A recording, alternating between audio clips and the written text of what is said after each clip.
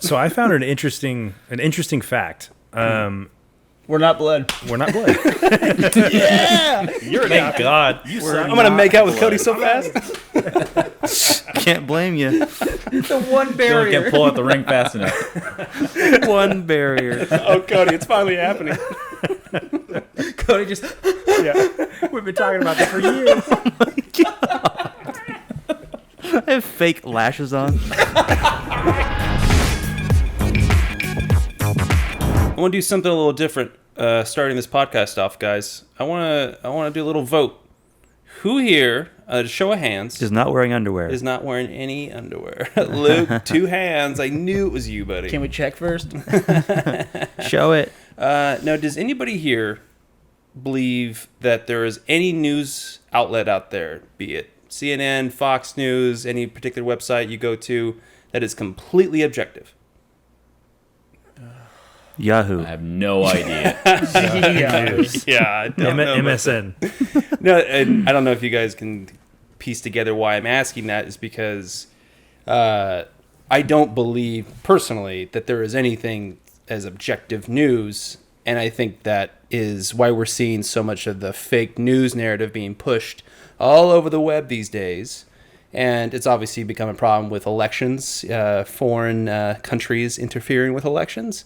Luke, you were just telling us before we popped on about sponsored content influencing certain things. I did it. Hey, Luke was saying things. I said things.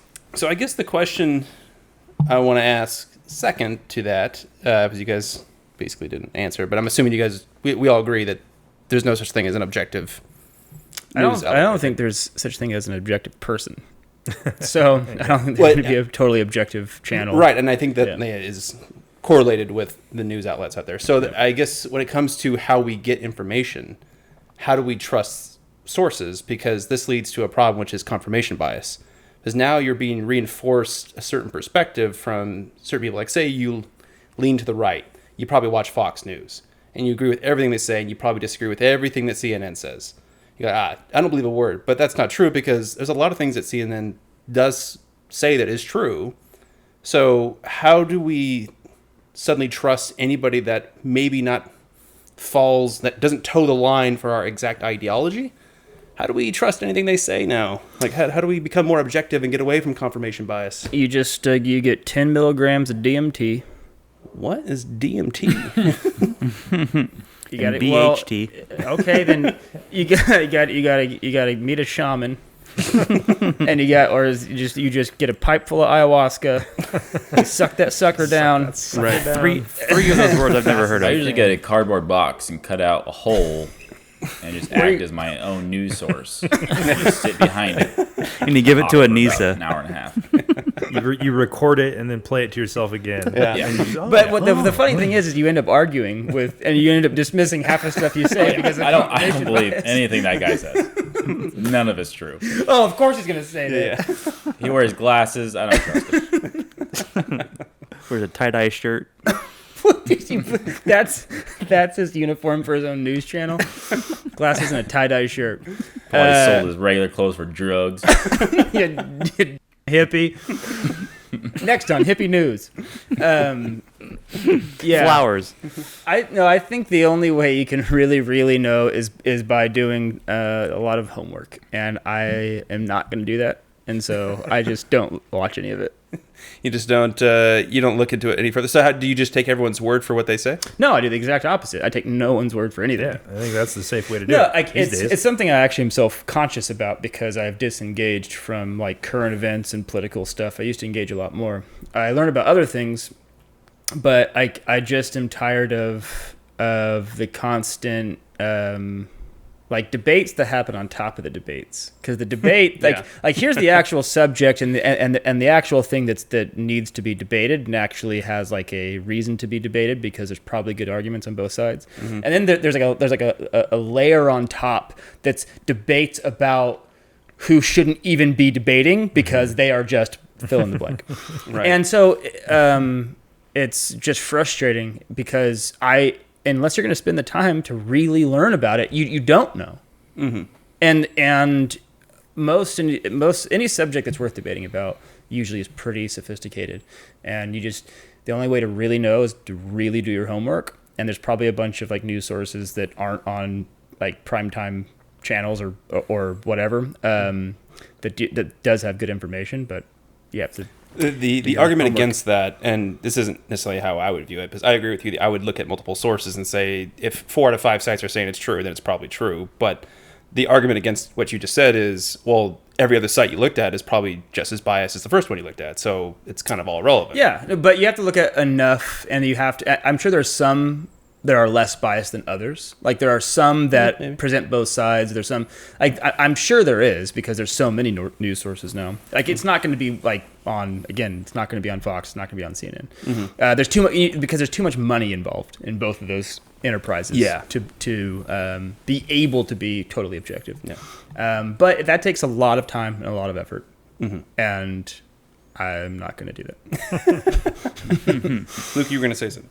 I was going to say this kind of is along the same lines, but especially in terms of like social media.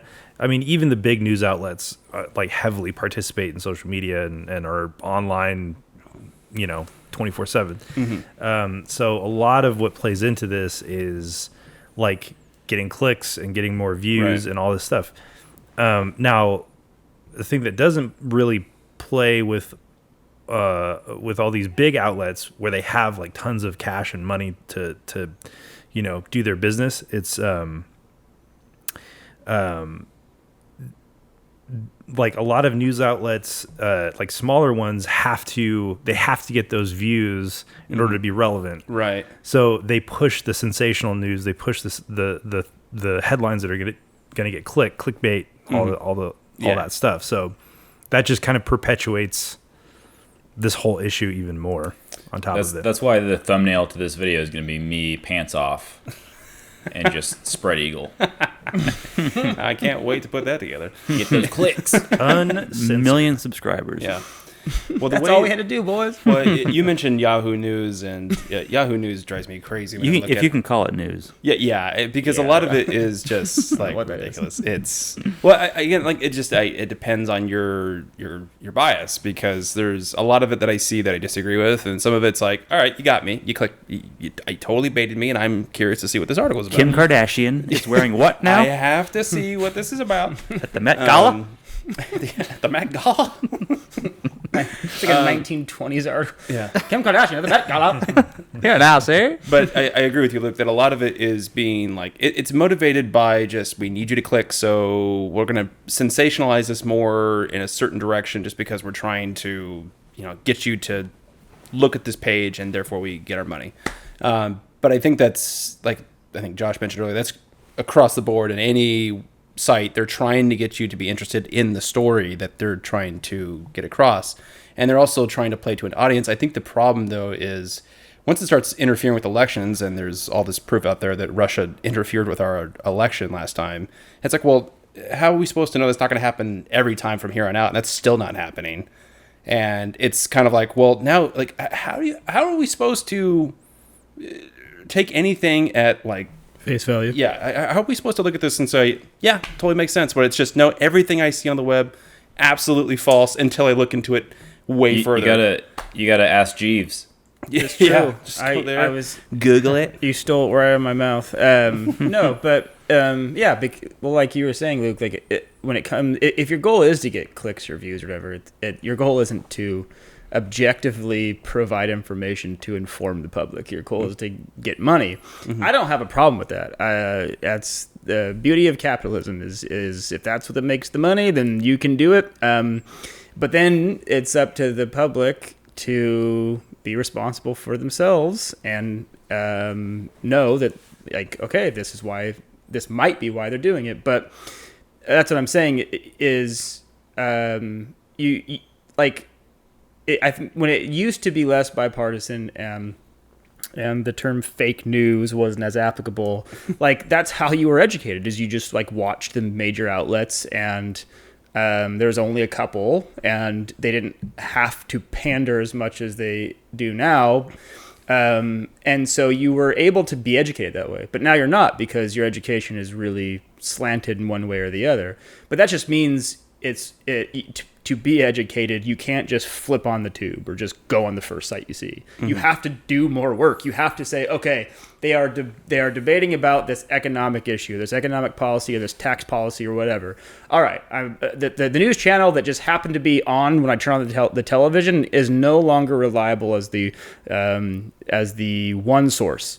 So I now have to get up and go to my computer, and I have to go look at this one site, and then it says this. Okay, are there any arguments against that? Are they biased? I have to go to this other one that's on the other side.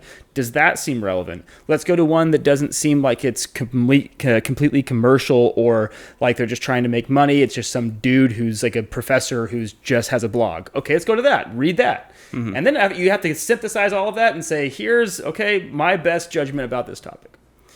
That's a lot of work. Yeah, it seems like a lot of work. Yeah, it is. Just to get to the bare bones of the truth. But in the end, like, it always should have been. It's just like, you need to educate yourself about these really complicated issues.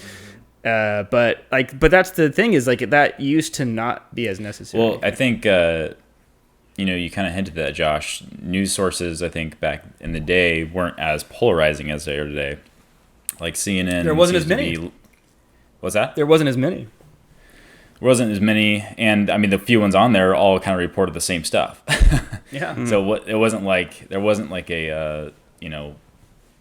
a argument of who's right and who's wrong. It was just like, oh, here's something that happened, and we're just going to tell you about it. Yeah. Flat out. Yeah. And now it's everybody's trying to pander to the audience, and everybody's audience is different, which means their story's got to be at least look a little different, which comes that bias. Yeah, so and I think there's a couple layers to that too, because, and Luke kind of hinted this earlier, when there's a bias, like a general bias, which you may see in Fox News or CNN or whatever, where it leans kind of left or kind of right, and then there are smaller news sources that are just flat out creating false content that aren't even biases; they're just not true at all. Like those facts never existed. Right. Like doctored photos or doctored videos or whatever, and they're just like posting them as like true facts, and it's like, no, you guys made this up. This isn't even a real thing. Wait, on the internet? On the internet, things aren't true on the internet, and it sucks too, because I was just watching a Smarter Every Day video on this, and they're talking about how to distinguish, what may be true and what may be false in the news, and they just kind of found this random articles about like global warming. They found this photo of like the, Arctic, whatever, like a telephoto or a, satellite image from like, I think it was like the year 2000, and then compared to like 2010 or something like that. And like, it just shrunk like in half, and it was a doctored photo only because it wasn't actually from 2000, it was from like 1980 or something like that. So it was a bigger gap in time, which is still just as irrelevant. Like if you're trying to get the point across that global warming's happening, like that would certainly do the trick. Why even doctor the years? Like you're really just shooting yourself in the foot. Yeah. It makes no sense to try to, hit that nail even harder. It's like, no, just leave it as is, and everybody will, know it's true.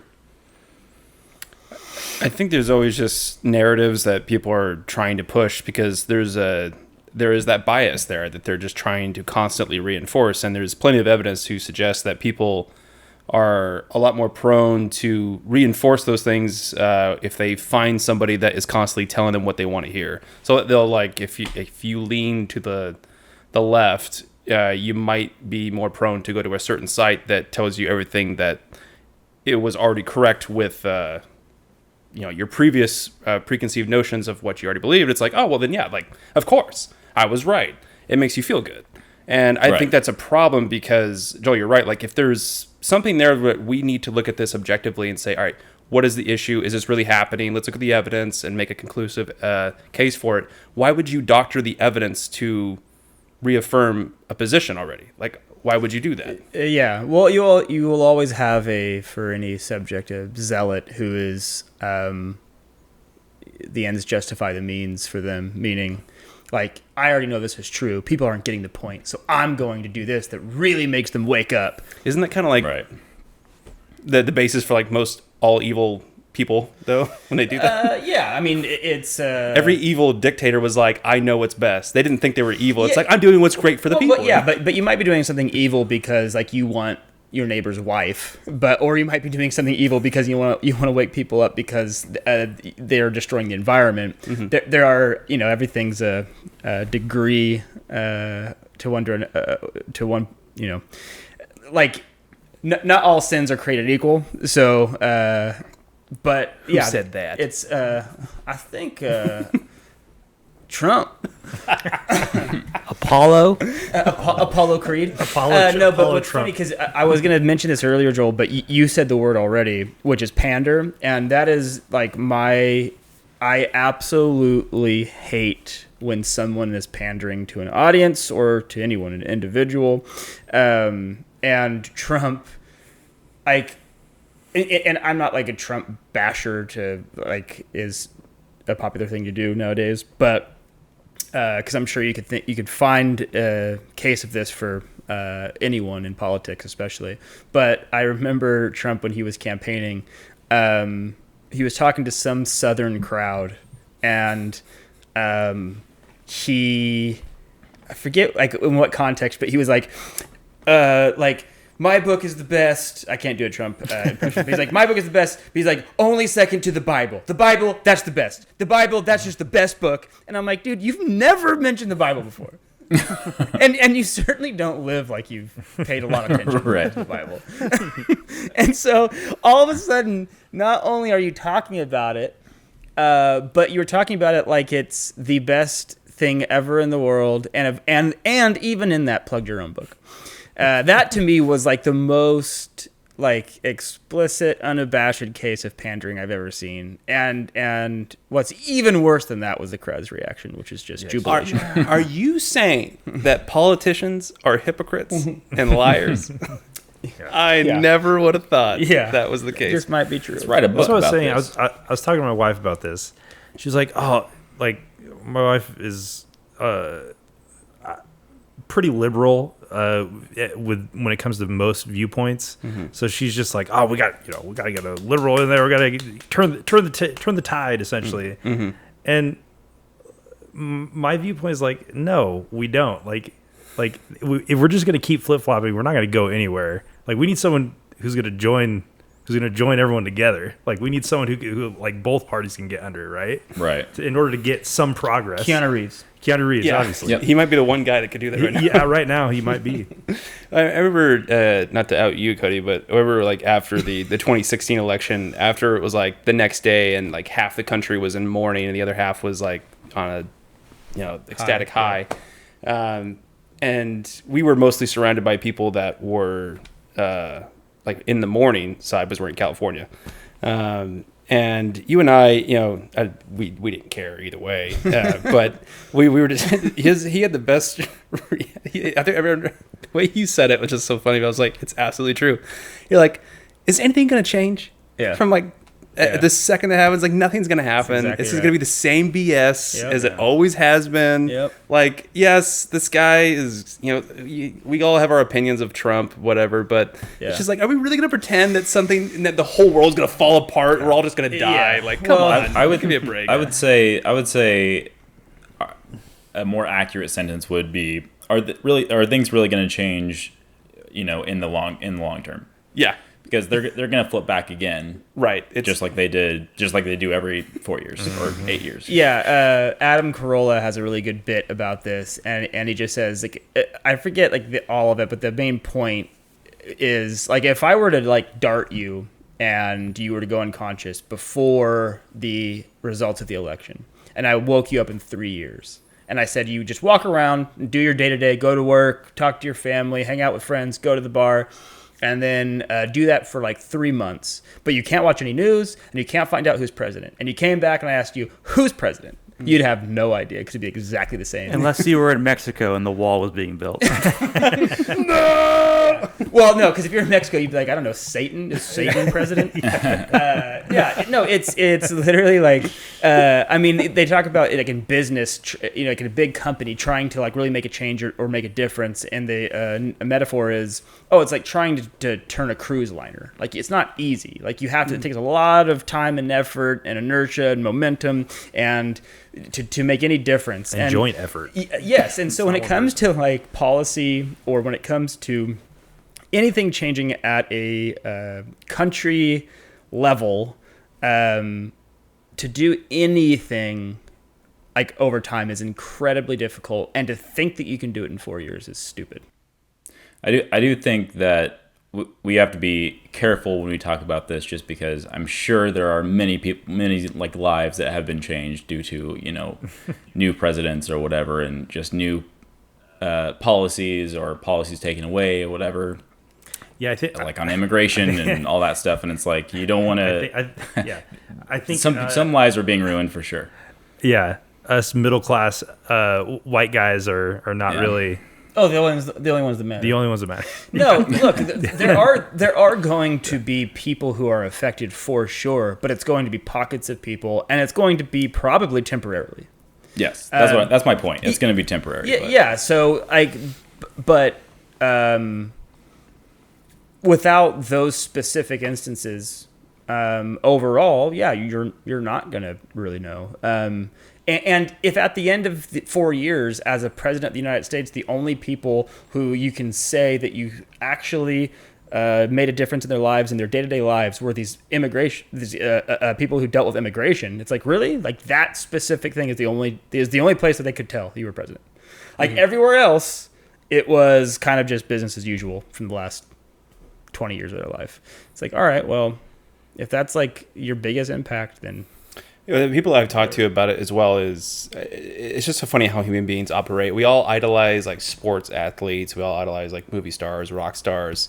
We're starting to do the same thing with our politicians now, especially in these days where it's like we're giving them way too much credit, giving them way too much attention, and it's like whatever side you lean on, like you probably shouldn't give them 2 seconds of thought outside of, hey, look, are you going to do the things that I need you, or I mean, are we in agreement on? And that's the only time maybe I should care. But for the rest of the time, I don't give two squats what you're doing. Yeah. Well, people are forgetting that like all these rock stars that they're like worshiping work for us. Yeah. Like we're the ones that voted them into office. Yeah. Like they do our bidding, not the other way around. Yeah. It's just so funny how human beings. I mean, like I think when you mentioned it in one of the last podcasts, Joshua, it says everybody's culpable in this, which is. The only reason those people exist is because other people made them exist. It's like absolutely a reflection of us. It's the only reason why that is a thing. And it's the same thing for like the fake news sites, to bring it back full circle here, is that, or whatever site you're listening to or looking at, those sites only exist because there's a lot of people that are like, I want to reaffirm my truth. Which I always thought was the stupidest thing. What do you mean, my truth? There's no such thing as your truth. It's just the truth. Yeah, the Bible. Took the words out of my mouth, Josh. Throw it down on the table. No, it's like, I mean, if we all want to talk about, like, my truth is that, like, you guys don't really exist. Oh, yeah, well, that's... I'm like, well, dang it. Dylan, no. Well, you've been correct. Could have saved me some time. Like, You could have saved me some time. Working at this job all hard. Yeah. disintegrate like hard. Thanos. Yeah. I was like, you can pick that apart in, like, 2 seconds, but people just, they pick onto these slogans. It's a thing. One of the things, I don't know if this is necessarily related to this, but it's the no regrets. Mm-hmm. No regrets. And we've talked about this many times, us 5 guys, but we hate that phrase. I think that phrase is stupid. Because here's the thing, is that it's okay to have regrets. It's totally okay. And actually, it's a good thing to have regrets. It's really egotistical to say. Yeah, it's because like the way you always put it, Josh, which is, how did you put it? I don't want to steal your thunder. Well, no, it's just like, no, everything I did was exactly what it should have been. Yeah. And even the ones that were wrong, like I learned so much. It's like, no, some things you do, you don't learn from, and they're just sucky. And you should have done it. Like some things you did, you knew were wrong, and you did them anyways. And if you don't regret that, that just makes you that much worse. Yeah. I completely agree. It's an egotistical, kind of an arrogant thing to say, and it's a very ignorant thing to say because I'm like, what are you talking about? You've never made a mistake. No. You've never looked back and said, I shouldn't have done that. Yeah. And then if you try to cover that with, well, I'm glad I did it because now I learned this. I'm like, that still doesn't make it a non-mistake. Well, what it means is you'll never make the same mistake twice. And anyone who says they haven't made the same mistake twice, then is a liar to me. Again, like, it's okay to have regrets. You don't have to beat yourself up about it. There's a difference here. You don't have to sit there and dwell on it and get depressed about it. You just cut your thighs in the shower. Yeah, that's what I do all the time. Very simple. Yeah, no, It takes that pain right away. I mean, it comes back. I think to kind of pull it back to politics again, I think that kind of segues into people have trouble admitting that they're wrong about subjects. Yes. Yeah. Okay. Yeah. Well, and that comes back to ego. Right. Yeah. And that's partially because, I mean, we've kind of seen that, I think, with the news outlets becoming more biased as years have gone on, people have become more biased as well. So it's like, and nobody wants to be wrong. Nobody wants to admit that the other news channel was right and, my news channel made a mistake. Because then that's just like, you think that's the nail in the coffin. And it's like, everything I believe is wrong now. And you can't accept that. So it's like they take it so personally and have to be right about every single thing. Even if they are wrong and they kind of know they're wrong, they'll try to spin it where it's like not completely wrong. It's just stupid. Or they're going to pull the old ostrich and just bury their head in the sand. Yeah. It seems like, it's like people can't like cordially disagree with one another anymore or like debate until one person like wins. It's just everything is, I'm going to scream at you until we hate each other even more, and then the show's going to end. Like, like there's, I got my news for the day. Yeah, I literally cannot. I don't remember the last like public debate where someone has said something and the other person's like, "You got me on that." Yeah, no Yeah, kidding. yeah. Like I don't remember that. I don't remember that ever happening. Wouldn't that be refreshing? Yes. Well, I've actually, Oh, man, you're right. I've told many people this, is that like when they say like, what's a quality you like in a person? And this is no joke. This is perfect that Joel said this, is that I have always told people it's when someone can admit when they're wrong. Yeah. Because to me, it displays so many things, because it tells me, one, that you're not going to be stubborn. You're not going to be prideful in your position and try and backpedal and get out of it. You're actually looking at this from an objective standpoint and trying to see my side of things or whoever's side of things. Because that means that you're actually like being fair about it. And I'm like, oh, that gives you a chance to grow.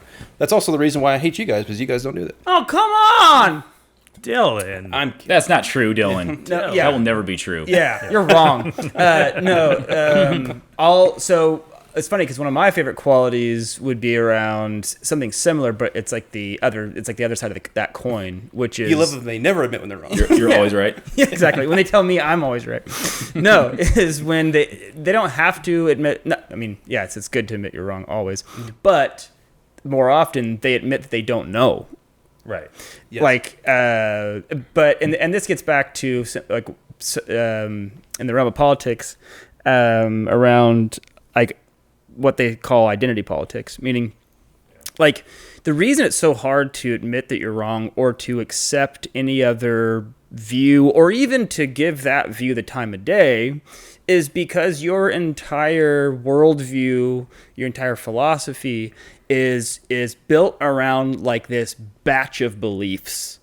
And and in order for it all to remain intact, it's like a house of cards. Like if one falls, they all fall. And so you are so incredibly sensitive and defensive around every one of those pieces that build up the components of your worldview that you have to scream because you're panicked anytime someone challenges it. And the more effective that someone is at challenging it, the more you have to become loud and abrasive and mean, and you have to go on the attack, is because it's not just threatening your position on a particular subject, it's threatening your entire worldview your identity is built on. And usually the smartest people are constantly trying to knock down their own house of cards.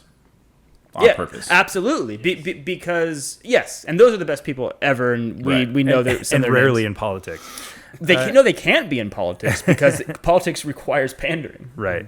But like I feel like, back to your point, Josh, that it's scary that has become the norm and what people expect, because like what you were just saying, like if somebody who was seeking political office was up there and like was doing like, I don't have all the answers, I'm going to try my best, like everyone would just be like, get out of here. That would be a hilarious skit. You know what, I'm not sure. Yeah. A bunch of signs, I don't know. We don't know what to do. Yeah, but they could be right. I could be right. They think they could be right. I could go either way. Well, Yeah. not to that extent, but you know what I mean. The quarter ends up being the president because they just flip him every time. Which side? Heads or tails? Yeah, it's funny. So make us great. I'm trying to flip, or yes, we can. I'm trying to flip one of those. Make us indifferent again. Yeah, exactly. Make us indifferent again. Yeah, I'm trying to flip one of those sayings into that. If we can, perhaps we will. Yeah. Perhaps we will. Well, maybe this isn't a good example. Yes, we could. I know this is totally biased, but like this podcast is like, I know that we're all brothers and cousins. We have a history here. I totally get it. But we can all agree that we all have, we're as similar as we are different. We all have very differing viewpoints on politics, probably on religion, and a bunch of other stuff. But yet we could probably talk about those things and then afterwards like go have a beer and laugh about whatever. Again, I understand that we have family and blood and everything like that, so we probably don't have a choice. But nonetheless, like, wouldn't this be great if everybody that was like someone that you differed with ideologically, politically, religiously, or whatever, you could sit across and be like, yeah, I just disagree, and we can just have a conversation, but let's just have a beer afterwards. So I found an interesting fact. We're not blood. We're not blood. Yeah, You're thank God. I'm gonna make out with Cody so fast. Can't blame you. The one Dylan barrier. can't pull out the ring fast enough. One barrier. The one barrier. Dylan immediately gets down on one knee, proposes to Cody. Oh, Cody, it's finally happening. Cody just. Yeah, we've been talking about this for years. I have fake lashes on. You immediately put those on. That was your one barrier. I've been waiting to wear these. Oh man, that's so stupid. No, gosh dang it. No, I found out an interesting fact that in the past, years ago, decades ago even, Congress, members of Congress and the House had to actually physically live in Washington, D.C. They all lived there. They all worked there, and they all were together. That was like part of their job. They had to live in Washington, D.C. Now that is not the case. They go to Washington, D.C. when Congress is in session, and they go back to their home state. Interesting. Now, like that, to prove your point, the mix of Democrat, Republican back decades ago, the entire country was purple. Now it's just like, you can get more divided. Yeah, it's basically as polarized. Like if you want a simple policy to be enacted that would probably remedy a good percentage of what's going on right now. Live in dorms. Like seriously, make them live together, because the people that you're arguing with across the aisle, you have to go and hang out with them after the fact. Or something similar to that, which is I think they used to do in like Greek or back in the olden days government. It's where the phrase "in vino veritas" comes from. So in wine there's truth. They would all just drink a little bit before, because the thought was like you become a bit more honest. So like everyone just needs to take a shot right before. It's actually, and that translates to just normal society too, because you see racism kind of form in the same pattern where there's pockets of neighborhoods with like certain races living in those neighborhoods, right? Yeah, and it's like everybody's still divided on on a subconscious level, however it got generated, but it's like let's all, like Josh said, let's all just live in a big old dorm, Sorry. Make some soup. That. Wow. It sounded like All that. you heard was soup. Well, no, all we heard was let's make some soup. Make some soup. So it sounded like the glitch should have been like 10 minutes because where it ended up was far from where it began. But it was like 1 second. I got the gist. It was about bonding over wine and soup. Yeah, no. Wine and soup, the old combination. No, it's one of my favorite authors, a guy named Tom Campbell. He's like a physicist, and he's also into like a consciousness researcher, blah, blah, blah. But a lot of what he talks about is people just don't like to say they don't know. It's really uncomfortable. It makes you insecure to just say you don't know. That goes across the board about any particular thing, be it God or a particular policy. Socrates said it and got himself killed. I know. Socrates. Socrates, yeah. Yeah, and so people, they grab on to whatever truth they believe, like whatever truth is around. If it's from their parents, then you grab onto that, from your friends, and then anything that reinforces that, and then anything that challenges that. And so people become so incredibly entrenched that to challenge it now is not just, I'm going to change my mind on this one particular thing. It's, I have to become like a liberal now, and now those are the people I hate. Or it's I have to, whatever. You can fill in the blanks. And I think the best way to challenge that is you get a shaman. You get some ayahuasca. You are obsessed with ayahuasca. You say vitamin water? Get some vitamin water. That's what shamans give you. They're at the mall, right? Yeah. At Mall, dude, PacSun? I went to the Amazon for this. Arctic blue. Yeah. And he charges you $6. Yes. No, the best way is exposure. Because if you live in an echo chamber, you have no choice but to be entrenched in whatever dumb thing you're into. And so you have to get out and you have to expose yourself. Yeah. Mm-hmm. I mean, like how comfortable can you possibly be if you're just constantly absorbing the things that you believe in most? Like, come on. You have no choice. It's just, of course you're going to believe it. Of course you're going to believe it. Yeah. If you have Fox News running 24/7 and that's all you watch, yes, of course you're going to believe freaking Tucker Carlson or whatever. Or if you grow up in Berkeley and all you watch is CNN, yes, you're going to be an insane liberal. Yes. That's just the way that works. Yes, exactly. Like read a book from across the aisle. Well, the reason that people do that is because it's that confirmation bias makes you feel good. And human beings never usually do. It's like going to the gym. Yeah. Going to the gym sucks. No one likes going to the gym. They like the feeling after they went to the gym because they're like, that was a lot of work, but it was worth it. But going outside of your bubble requires work. You're like, all right, I'm gonna hear things that I don't like. It threatens my worldview, which Josh mentioned earlier. So it makes it a problem. So again, this is why human beings are just so predictable to me because they will always go towards the easy answer. Is it something that I agree with already? No? Well, then I don't want to hear it. It's like, well, like you're not gonna learn anything. Yeah, but and the longer you wait to do any of that, the harder it is because the more you have to lose. And that's why it's funny because it actually comes back to one of the things I said at the end of the last podcast. It comes down to parents. Just don't let dumb pump out kids. Well, because a lot of that starts with parents. Well, I think what we're talking about, like Congress members or presidents or whatever, I firmly believe in term limits for all Congress members. But I also think you pointed this out, Cody. I'm gonna put you on the spot again. I never said a thing. This is totally what you said. But like, what are the requirements? This is specifically for the president. The requirements to be president, you have to be over 35, be American citizen. I think there was one more. I can't remember. You have to be voted in. Yeah, that maybe, I guess. Or lie about it. Yeah. Or you have to be born here, I think, not just an American citizen. Yeah. But there's no requirement to like have a certain IQ. There's no requirement to be like, you could be the dumbest person on the planet or dumbest person that was born in America that's over 35 and still be the president. Like, that seems like that's kind of silly. Yeah. Well, but so I would say here's one better is require more things of the people who are voting.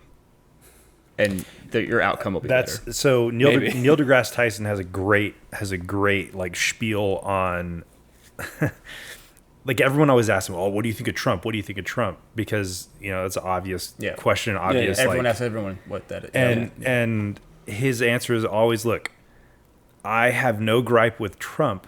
We have to educate people on how to vote and like to actually vote because." Like you said, Trump is just a blatant reflection of the people that went out and voted. Yeah. That's all he is. That's all it is? It was, yeah. Yes. Like Trump is not, he wasn't born and magically like Satan born didn't into the presidency. make him out of nothing and he just showed up. It's we voted him into that office. Yes. yeah, right. Luke, you voted for Trump? Dude, Him alone. I was the only one. Yeah. No one else voted. I hacked all the voting machines. Yeah. You're the Russian bot. Yeah. I'm the Russian bot. Yeah. It's people vote on criteria that has nothing to do with like what they should be voting on. But here's the thing: it's like I said, in order to really vote in a way that's intelligent and to cast an educated ballot would require a lot of you. Because it's not simple. It's like economics on a national level is super complicated. And that's just like the easiest one example. There's 1,000 of those. And so to get all of those right in a way where it's like, here's my man and I could tell you why. Title of Josh's autobiography. Yeah. I love you, Philip Morris. Yep. Just me and Ryan Reynolds on the cover. Here's my man. I'm gonna tell you why. He's bound, by the way. By Being ropes. cradled. Yeah. By love. We're bound. That's the subtitle. It's all of those things take a lot of time and research, and you either do that or you do it based on the guy who panders to you. And unfortunately, it's like to your point, which was pointing out my point, which is saying we're all culpable. I'm culpable in this because I'm apathetic. Like I just disengage. So there's my culpability in this. I'm not helping by trying to do this for myself. I just know what's required in order to do it. And on my list of priorities, it falls under the ones that I'm doing. It's just, that's the way it goes. The scale of hierarchy. Yeah, it is. I mean, I could say I think I'm contributing by like I educate myself in a lot of other things, and I'm trying to work hard and I pay taxes and all that good stuff. But when it comes to like politics and voting, I am a casualty of a lot of what is happening that makes you apathetic, that makes you cynical, and you disengage. George Carlin has a great bit about voting where he says, like, people always say, if you don't vote, then you can't complain. He's like, I've seen that. He's like, if you voted someone in and they screw things up, which they always do, you are responsible. Yeah. Who did not vote, had nothing to do with it. Why am I to blame for this? It's just really difficult to get it right on complicated political issues, and not that it's impossible or that you shouldn't try. Just in order to talk about it. Well, at least just like don't take 100% of what your chosen politician says at the truth, the God's honest truth. Yeah. Right. Like when they're on that soapbox and giving their like, I'm gonna do this for you. Like, come on. Yeah. Like, don't be that gullible. Yeah, it's not going to get you anywhere. I mean, to revert back to the original topic of just like news outlets is I think the problem with when you mentioned Josh earlier, like how do we educate voters? Like this is the thing, but when we see news outlets, we see lots of fake news, be it from different foreign entities or just biased publications or wherever. I don't know how we can educate people when the truth is so misinformed. And you have to do constant digging to just find the truth on the most basic story, because that influences people left and right in a certain perspective. All you have to do is convince people that they can't take anything at face value. They have to research it, whether they research it or not. At least they know that there is a chance that what they're reading is not true. That healthy skepticism, I think, is all that people need. The knowledge, it doesn't necessarily have to be there for every single thing. Right. If you're interested, research it. But like, don't, like you said, don't just believe everything. But I don't think that'll help, because that's not the problem. The problem is believing in things that reinforce what you already believe in. And so like they're going to be like, oh yeah, I know you can't believe what we always read, especially the liberals. That's all lies. But it's like this guy, like, yeah, I know you can't believe anything you read, but this is right because I believed it before I read it. Right. And so like that's the problem is people's inability to entertain the idea that what they already believe is right isn't. And I don't know how you do that. The only way you do that is by like literally getting in a helicopter like on the Serengeti and just like darting someone on their way to work, and then and then airlifting them and like putting them in a different country and just being like waking them up and be like, hey, this is how other people live. These people are way different than you and they believe something way different and they're just as sure as you are. And here's why. And you're going to be here for the next 30 days and you have to engage and live with them, and then we'll take you back. We're going to dart you again. Well, Morgan That's, Spurlock. I mean, that's kind of what we're saying. That there has to be a way to convince them that what they're reading is not the full. Yeah, I just don't know if Is there's either any, not true or not the full story. I just don't know if there's any other way other than physically harming people. Rather than getting that helicopter. Well, and you have to own a helicopter. Yes. Yeah. Yeah. Well, I think we're out of time on this one, but interesting conversation. We've never really talked about politics that much on this show. It's usually kind of a faux pas to talk about politics on this particular podcast because, one, everybody talks about that stuff, and two, it's not going to really... No one here is going to change our minds. You know? Well, then, Because we're all biased. Well, to my point, I don't think any of us research it enough to talk about it. You're all wrong, and I hate you all. The hell with you all. But if you guys are out there watching or listening, you should check us out on SoundCloud, iTunes, Facebook, Twitter, and Instagram. They're all totally non-biased sites, guys. Yeah, but don't believe us. Yeah, but don't believe anything we say. Yeah, we don't have a podcast. Yeah. That's actually the reason like why podcasts have become so popular is because people got tired of listening to the talking heads on the mainstream stuff, which is they're like just segments and You know what? The truth is out there. Oh my gosh. I can relate to that. That's the one thing Cody said during this podcast. Yep. But you should subscribe to our YouTube channel as well, and we'll see you know. guys next week. Okay, thanks. Bye.